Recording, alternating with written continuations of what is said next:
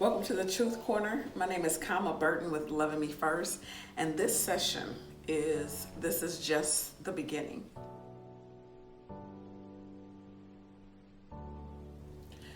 In February of 1997, me and I don't even know if we were boyfriend. Yeah, I guess we were boyfriend, girlfriend. I guess that's what we were.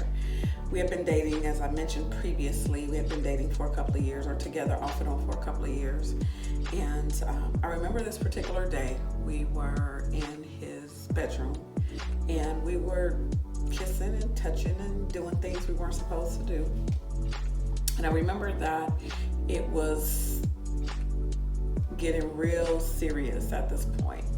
And clothes started coming off and he was trying to have sex with me.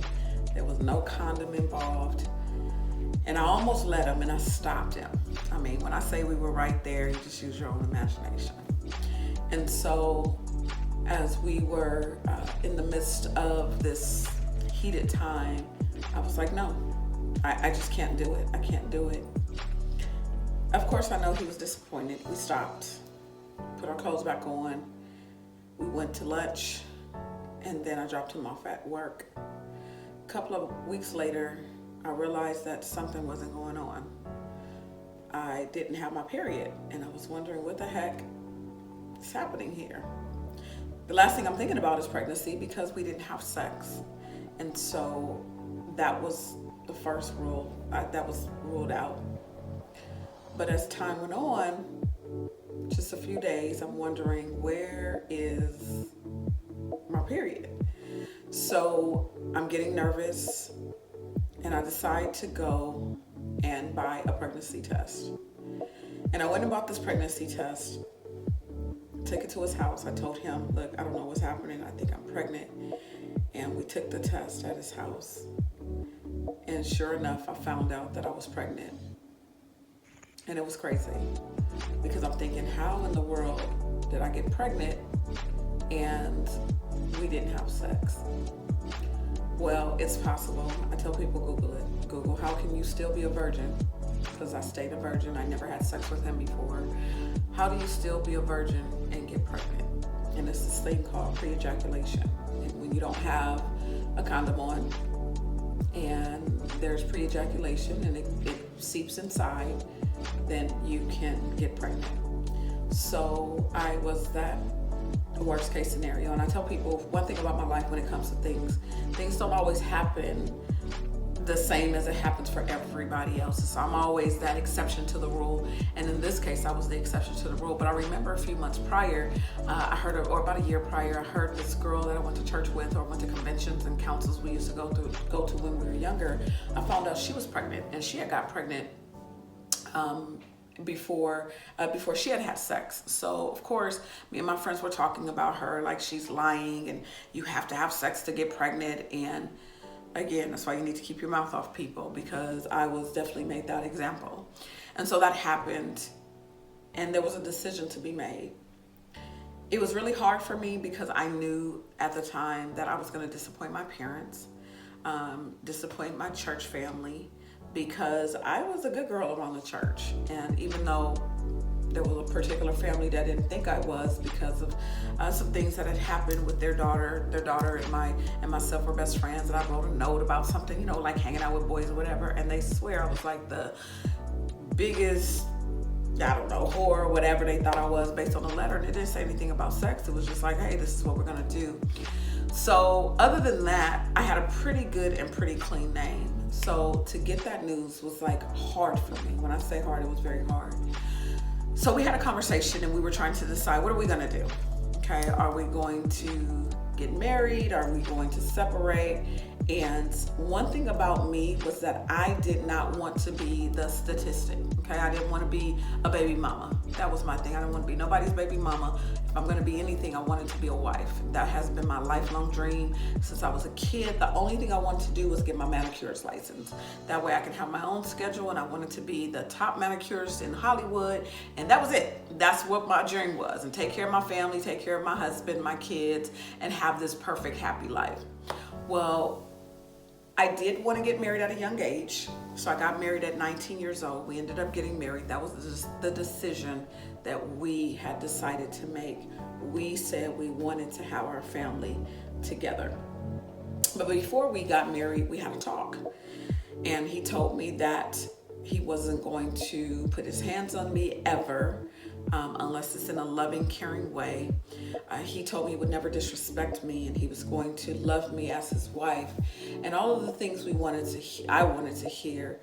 We did talk about finances. We talked about how often, we should be intimate and things like that. So we had some important conversations that I thought, well, wow, we're really going to do this.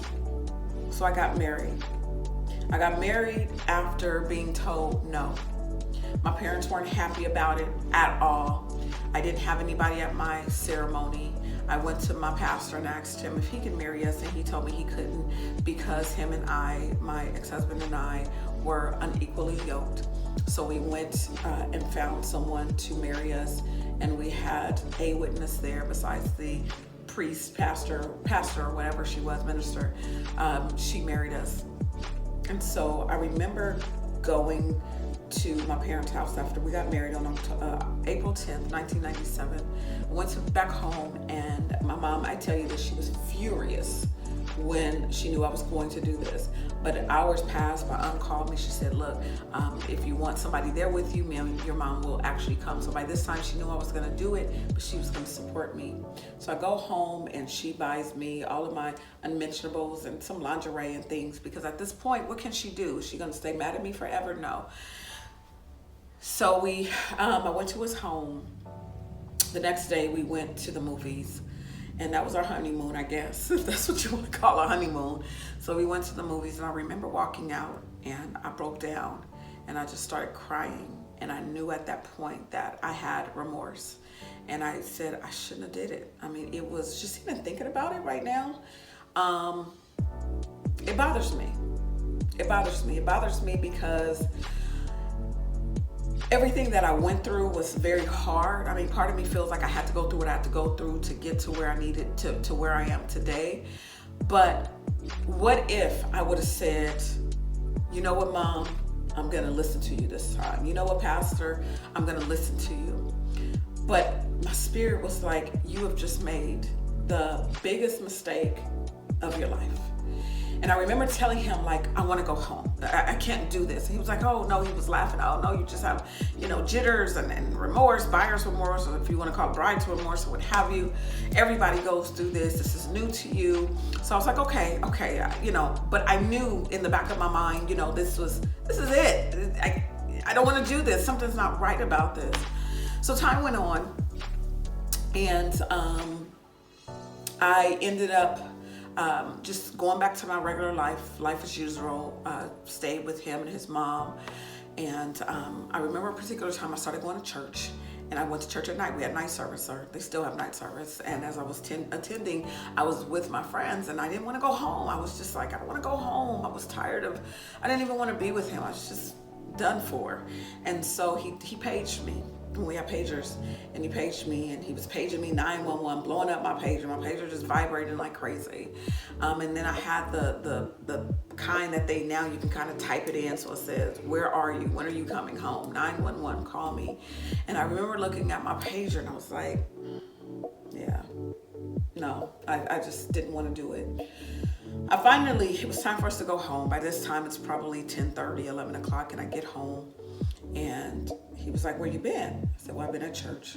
He said, well, guess what? From this point on, no more night service. And you are not allowed to stay out past 10 o'clock. So I'm 19 years old. I'm a wife, and I'm pregnant with my first child. And now I'm on a 10 o'clock curfew. So that was hard for me. And as time went by, I couldn't go to Bible study. I can only go to morning service. Then more time started going by, and I wasn't allowed to go to funerals or baby showers or weddings or birthday parties. It started control. He started controlling me. He started controlling me like nobody's business. I would definitely encourage people to pay attention to everything that happens. So as I talked about previously, just the control of not kissing me. Some people may see that as, oh yeah, that was just not his thing. But that was a sense of control because he knew something that I wanted and he didn't want to compromise on it. And just the feeling of it, it just didn't even feel right at that particular time. That was tough for me. We dated when I had just graduated from high school, so I was 18 years old. One of my best friends, he had senior ditch day, and my ex-husband was trying to, or ex-boyfriend at the time, trying to make me come home. Because he was like, why are you with him? Because I went to his house at like 6 o'clock in the morning. He said, if you don't leave him, I'm breaking up with you.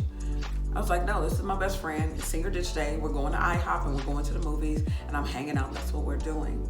And sure enough, he broke up with me. And then a couple of days later, he called me and was like, I'm sorry. It's just, I didn't understand how you could spend time with him and you couldn't come to my house. And he knew that my mom knew that we were together. So she didn't want me spending time with him like that. But it was a sense of control already. Like, you can't hang out with your friend that you've been friends with for years and years and years, and now you got to come around with me. So some of the signs I say to look out for is look at that little piece of what you think may be controlling. For example, oh girl, he just wants to spend time with me all the time, and at lunchtime, girl, he wants to spend all his time with me. Oh yeah, I can't go because now he wants me to do that. Be very careful, because in a relationship, you want somebody that's going to give you free will to do what you want to. Yes, you guys should spend time together, but if you can't spend time with your girls, he doesn't want to spend time with his friends anymore. Start paying attention to that, because that's a sense of control. He wants you every minute, every moment of the day, and it's going to cause you to be miserable. It cause you to be miserable, and that's not how life is supposed to be. So it got hard for me, even harder for me, but I was stuck. Because I just got married. Who's going to get up and get a divorce? Who's just going to give up just that quick? And so I started thinking, Lord, what in the world did I get myself into? And I remembered and I realized that for me, it was just the beginning. And this is my truth.